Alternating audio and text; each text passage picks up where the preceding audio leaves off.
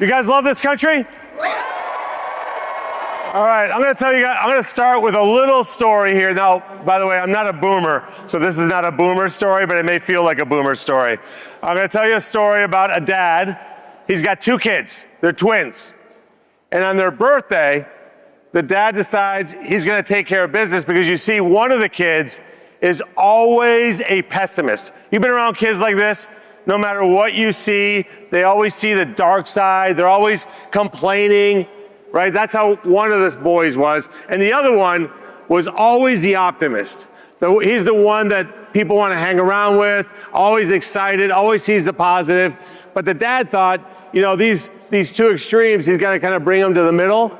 So it's these twins' birthday, and they're 14 years old. So the dad goes out and buys every toy imaginable that a 14-year-old could want, puts every toy in the pessimist room, thinking this kid's going to wake up on his birthday and he's going to be so happy he's going to flip and be normal. And then then he's thinking, what do I do with the optimist? Like, how do I make him see that things aren't always perfect? So he hatches a plan, and he fills the kid's room with 3 feet of horse shit. And he thinks this kid's going to wake up and be very upset. So now it's the morning of the birthday, and he hears crying, and he goes, aha, he's seen the horse manure, and he's upset. But the crying is coming from the pessimist room. He goes, what's going on? So he walks in there, and the kid's in a corner, and he's sobbing, and he's saying, oh my God, look at all these toys. My friends are going to be jealous. Some of these things need batteries, right? I'm probably not going to play with them in 2 or 3 months. I'll forget all about them. It's the worst day ever. And the dad's like, oh my God, this kid, I can't take it. Walks out of there, and he's walking down the hallway into the optimist kid. This kid's laughing and is yelling, so happy. He's like, what is going on? He opens the door, 3 feet of horse manure, and the kid's digging through it. And he goes, there's a pony in here somewhere. So who are you? Which one are you? Because you are facing a challenge in this country unlike a lot of other generations haven't faced. Joe Biden and the Democrats took this country almost to the point where you could have inherited a country that was broken, that there was no future or American dream for you. But which one are you? Are you the one that's going to sit in the corner and cry about it? Or are you the one that's going to dig through and find that pony? And right now, there's a lot of ponies out there for us to celebrate. And it's important that when you leave here today, that you don't just go back home and say, you know what, I had a lot of great speakers, and people are going to ask you who you met, what speech you liked the most. But what ultimately you got to do is you got to have a to-do list. You got to go out there and spread the word. See, because what you're up against when you go back home and you feel like you're the only kid in your school that's normal and you're surrounded by all these lunatics on the left. Now, maybe some of them are a little crazy, okay? But the biggest part is they just don't know the truth. They don't know what's actually happening. They're listening to CNN, MSNBC. Can you imagine waking up every morning and you have Joe Scarborough for breakfast and The View for brunch, right? Your head would be destroyed, right? So your job is to go talk to these people, not with a point of arguing with them, but with facts. So you can get there. You can win and make that happen. The second thing I want to tell you is that you can do anything you want to do in this country. Anything. When I was 26 years old, I decided I didn't want to work for a big company anymore. I worked for General Motors. And I wanted to go work and make a lot of money. And I met a guy who was a car dealer in Boston, and he wanted to hire me. He said, well, what do you want to do? Like sales, like an assistant? I said, no, I want to run the place. He goes, yeah, no, eventually you'll get there. I go, no, I want to start in that position. The guy goes, I'd never hire you to be your general manager. And I said, well, if you think that way, I would never work for you. He goes, what do you mean you never work for me? 3 hours later, he hired me to be his general manager. I had never worked at a car dealership in my life, but I thought I could make a lot of money doing that.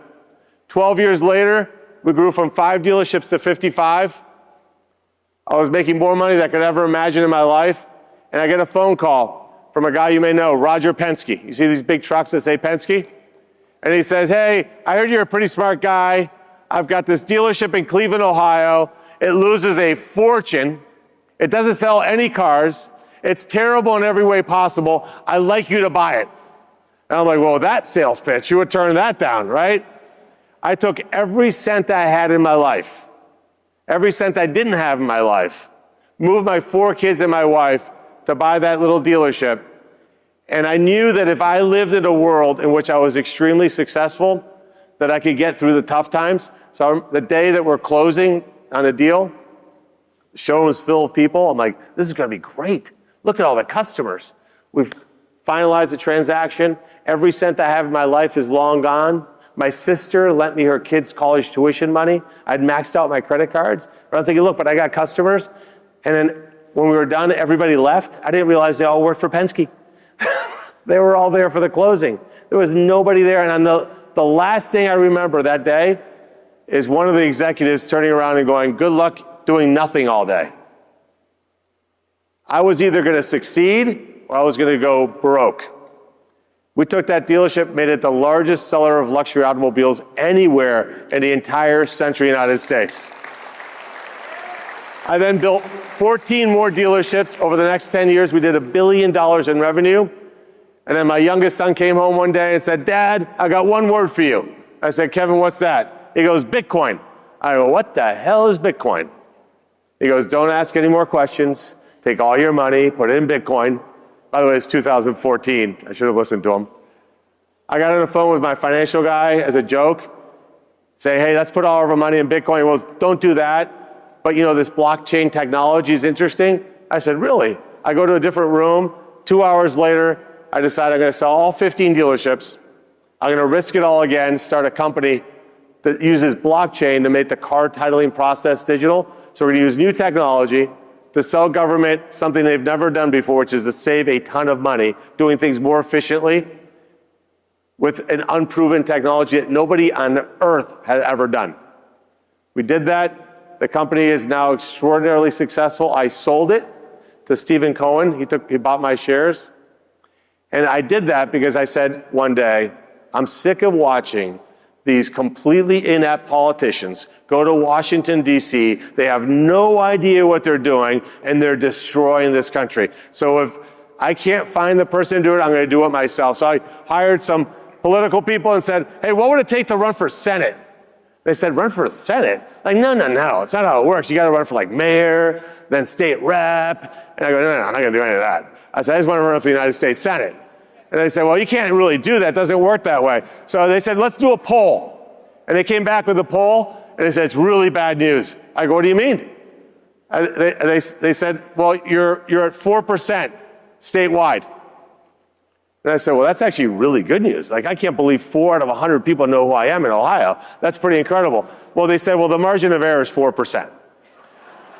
I said, still good news, because it could have been, that was 8%, right? The pony, right? It could have been 8%. We went into a primary where I was up against a guy who had won 8 elections in a row, 4 primaries and 4 generals. He was at 35%. Everybody told me there's no way you're going to beat this guy. We won every county in Ohio, all 88 counties, and beat that guy by 35 points. Then I'm in the general election. I'm up against a guy named Sherrod Brown. All right. This guy had been elected office for 50 years. He had won 17 of 18 elections. Nobody thought I could win that race. What happened? We beat that guy and kept him at 46% of the vote. We stomped him.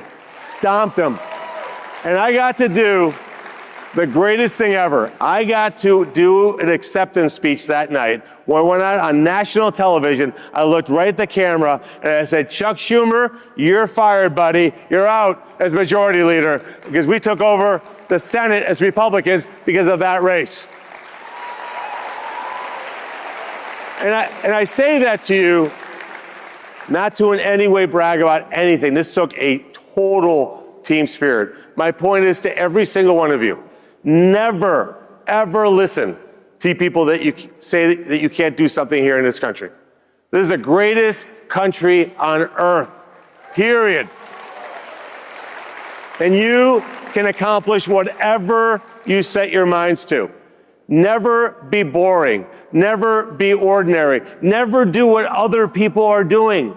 Chart your own course and make a reality for yourself. This country was built by explorers. This country was built by warriors. This country wasn't built by whiny people who looked for victimhood. This country was built by tough people who knew how to get through adversity. And look, the greatest thing, I'm going to give you another example. 13 years ago, I met a kid, 18 years old, comes and sees me in Cleveland. I said, what are you doing? He said, I'm raising money to start an organization. I go, what is that organization? He goes, I'm going to change the way young people feel about American politics because they're getting indoctrinated in their schools.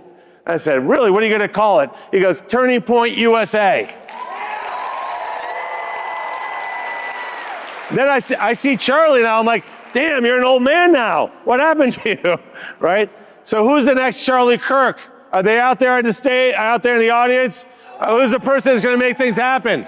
Look, nothing happens without hard work, perseverance, and a belief in yourself. That's the whole name of the game. And you are so fortunate that you happen to be in this country that was built for you to accomplish these great things. So look, we have a lot of things to do. What I want to do, though, is I'm going to pause here because I want to hear what's on your minds. I went through the most expensive election in American history. There was $230 million of negative ads spent against me. So any question you ask, it's impossible for you to hurt my feelings. All right, so let's see what you got for questions out there. See where the microphones are. Come on out and tell me what's on your minds. There you go.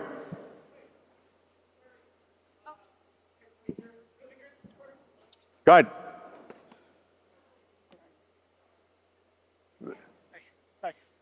Sorry about that. Hi. First, I want to say you're the good Bernie of Washington. I'm reforming the name Bernie in the United States Senate. You're the Bern. So I wanted to ask just what your thoughts were on cryptocurrency regulation in Washington, D.C. I actually did some work for a guy, John Deaton, In Massachusetts. Yeah. And he ran against Pocahontas. Look, the problem we have in Washington, D.C. on digital currencies, it's not an ideological issue. It's not Democrat versus Republican. It's old versus young, dumb versus smart. The reality is we got to give certainty to the financial system. Look, how many of you guys have a checkbook? Raise your hand if you have a checkbook. Right? Not many of you. If this was 20 years ago, it'd be everybody, right? You want to be able to transact without middlemen. That's what digital currencies allows you to do. And we've got to create that technology right here in the United States of America. And we're going to make that happen in the next couple months. Appreciate it. Thank you. To your right. The real question is, since you went to U of M, are you an Ohio State fan? OH! Oh! Hey, look, the only saving grace, I went to Michigan because I wanted to be in the car business. The only saving grace is that Sherrod Brown went to Yale. So it was like in the scheme of things, look, and by the way, he's a full-pay student at Yale, but look, obviously I support Ohio State. And by the way, who was the national champions last year? Just saying. They're saying Ohio State.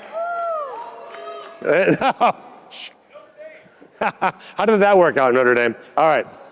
Hey, Bernie. My name is Barrett Lemaster from Centerville, Ohio. Nice. And I'll be attending Miami University this year. I want you to tell us how you're going to work with our future governor, Vivek Ramaswamy, to make Ohio the best state in the country. Oh, look, here's what you're seeing. You're seeing a movement, and President Trump started it. Look at President Trump, J.D. Vance, Vivek, myself. These are people totally out of politics that are going there to serve this country to make it better. It's what our founders envisioned. Our founders didn't want these permanent political people like Chuck Schumer and Joe Biden. They want outsiders to run this country, and Vivek's going to do a great job in Ohio.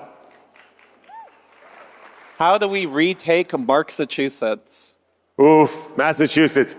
Look, I lived there for 12 years. I had a dealership in Massachusetts. I said I would never set foot in that godforsaken state again.